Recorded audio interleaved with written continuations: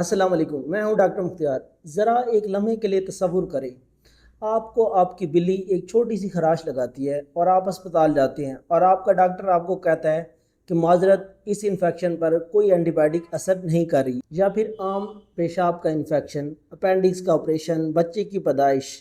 اگر یہ سب جان لیوا بن جائیں تو کیا یہ کسی ہالی ووڈ فلم کی کہانی لگتی ہے؟ نہیں، یہ ایک ایسی حقیقت ہے جو ہمارے سامنے آہستہ آہستہ آ رہی ہے، اور اس حقیقت کا نام ہے اینٹی مائکروبیل ریزسٹنس۔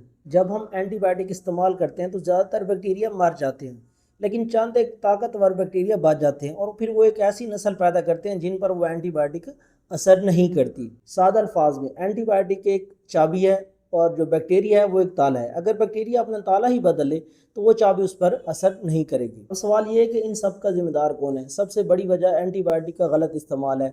نزلہ، زکام، وائرل بیماریوں میں اینٹی بائیوٹک کا استعمال کرنا، بغیر ڈاکٹر کے مشورے کے دوائی استعمال کرنا، یا پھر وہ لوگ جو 2 دن اینٹی بائیوٹک کھاتے ہیں، تھوڑا سا بہتر محسوس ہوتے ہیں اور دوائی چھوڑ دیتے ہیں، تو اینٹی بائیوٹک کا کورس مکمل نہ کرنا، یہ سب بڑی وجوہات ہیں اینٹی بائیوٹک ریزسٹنس کی۔ صرف 2019 میں 12,70,000 افراد کی موت ایسے انفیکشن سے ہوئی جن پر اینٹی بائیوٹک اثر نہیں کر رہی تھی۔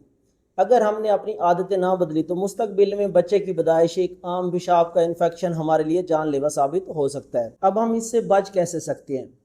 پہلے نمبر پہ اپنے بچوں کو ویکسین کروائیں، ان کی ویکسینیشن کروائیں۔ اس کے علاوہ اپنے ہاتھوں کو صحیح طریقے سے واش کریں تاکہ آپ کو انفیکشن ہو ہی نہ، تو اینٹی بائیوٹک کی ضرورت ہی نہیں پڑے گی۔